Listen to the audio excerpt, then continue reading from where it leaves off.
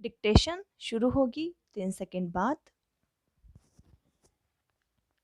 यह सर्वविदित है कि 2 अक्टूबर भारतवासियों के लिए कितने महत्व का दिवस है। इस दिन हमारे राष्ट्रपिता महात्मा गांधी का जन्म हुआ था। इस युग पुरुष ने भारत सहित पूरे विश्व को मानवता की नई राह दिखाई। हमारे देश में प्रत्येक वर्ष गांधी जी का जन्मदिवस एक राष्ट्रीय पर्व के रूप में मनाया जाता है और इसमें कोई संदेह नहीं है कि उनके प्रति हमारी श्रद्धा प्रतिवर्ष बढ़ती जाती है।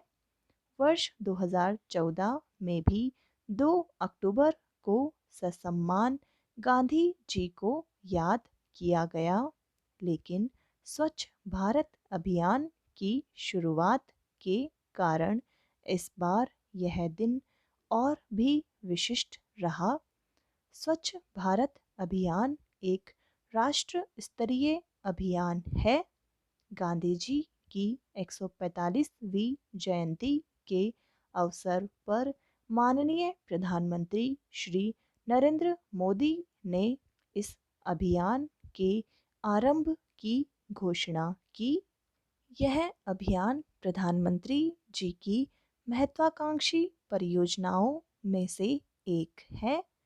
2 अक्टूबर 2014 को उन्होंने राजपथ पर जनसमूह को संबोधित करते हुए सभी राष्ट्रवासियों से स्वच्छ भारत अभियान में भाग लेने और इसे सफल बनाने की अपील की। साफ सफाई के संदर्भ में देखा जाए तो यह अभियान अब तक का सबसे बड़ा स्वच्छता अभियान है।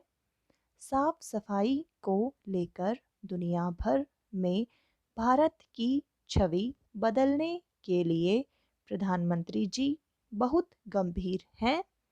उनकी इच्छा स्वच्छ भारत अभियान को एक जन आंदोलन बनाकर देशवासियों को गंभीरता से इससे जोड़ने की है।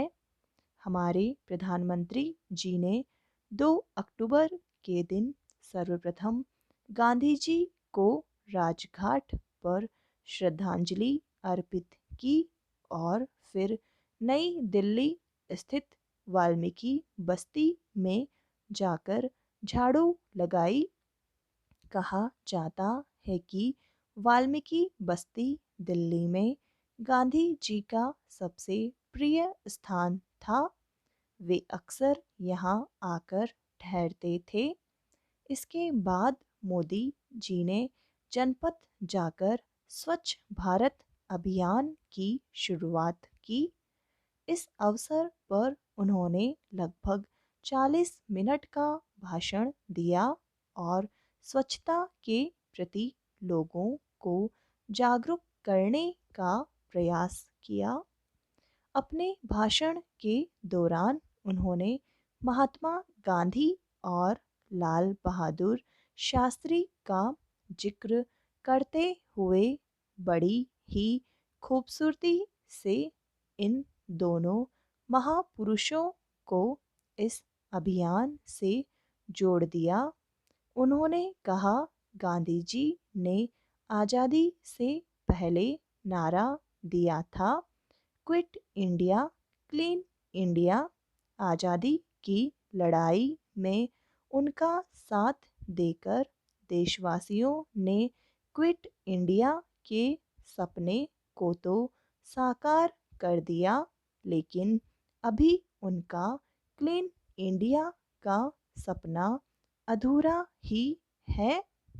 अब समय आ गया है कि हम 125 करोड़ भारतीय अपनी मातृभूमि को स्वच्छ बनाने का प्रण करें। क्या साफ सफाई केवल सफाई कर्मचारियों की जिम्मेदारी है? क्या यह हम सभी की जिम्मेदारी नहीं है। हमें यह नज़रिया बदलना होगा। मैं जानता हूँ कि इसे केवल एक अभियान बनाने से कुछ नहीं होगा। पुरानी आदतों को बदलने में समय लगता है। यह एक मुश्किल काम है, मैं जानता हूँ, लेकिन हमारे पास वर्ष 2019 तक का समय है।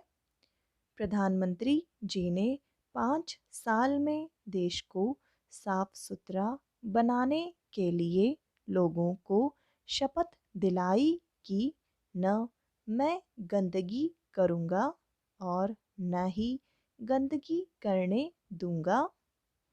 अपने अतिरिक्त मैं 100 अन्य लोगों को साफ सफाई के प्रति जागरूक करूंगा और उन्हें सफाई की शपथ दिलवाऊंगा। उन्होंने कहा कि हर व्यक्ति साल में 100 घंटे श्रमदान करने की शपथ ले और सप्ताह में कम से कम 2 घंटे सफाई के लिए निकालें। अपने भाषण में प्रधानमंत्री ने स्कूलों और गांवों में शौचालय निर्माण की आवश्यकता पर भी बल दिया। पैरा स्वच्छ भारत अभियान को पूरा करने के लिए 5 वर्ष तक की अवधि निश्चित की गई है। इस अभियान पर लगभग 2 लाख करोड़ रुपये खर्च होने का अनुमान लगाया गया है। इसके अंतर्गत 4041 शहरों को सम्मिलित किया जाएगा। इस अभियान की सफलता को सुनिश्चित करने के लिए पेयजल व स्वच्छता मंत्रालय रुपये 1,34,000 करोड़ और केंद्रीय शहरी विकास मंत्रालय रुपये 12,000 करोड़ की आर्थिक सहायता प्रदान करेंगे। आज पूरी दुनिया में भारत की छवि एक गंदे देश की है। जब जब भारत की अर्थव्यवस्था, तरक्की, ताकत और प्रतिभा की बात होती है, तब तब इस बात की भी चर्चा होती है कि भारत एक गंदा देश है। पिछले ही वर्ष हमारे पड़ोसी देश चीन के कई ब्लॉगों पर गंगा में तैरती लाशों और भारतीय सड़कों पर पड़े कूड़े के ढेर वाली तस्वीरें छाई रहीं। कुछ साल पहले इंटरनेशनल हाइजीन काउंसिल ने अपने एक सर्वे में यह कहा था कि औसत भारतीय घर बेहद गंदे और अस्वास्थ्यकर होते हैं। इस सर्वे में काउंसिल ने कमरों, बाथरूम और रसोईघर की साफ सफाई को आधार बनाया था। उसके द्वारा जारी गंदे देशों की सूची में सबसे पहला स्थान मलेशिया और दूसरा स्थान भारत को मिला था।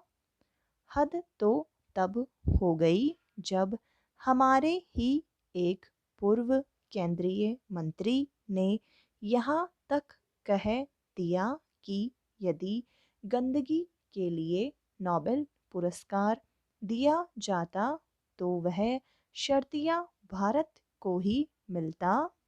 ये सभी बातें और तथ्य हमें यह सोचने पर मजबूर करते हैं कि हम भारतीय साफ सफाई के मामले में भी पिछड़े हुए क्यों हैं, जबकि हम उस समृद्ध एवं गौरवशाली भारतीय संस्कृति के अनुयायी हैं जिसका मुख्य उद्देश्य सदा पवित्रता और शुद्धि रहा है।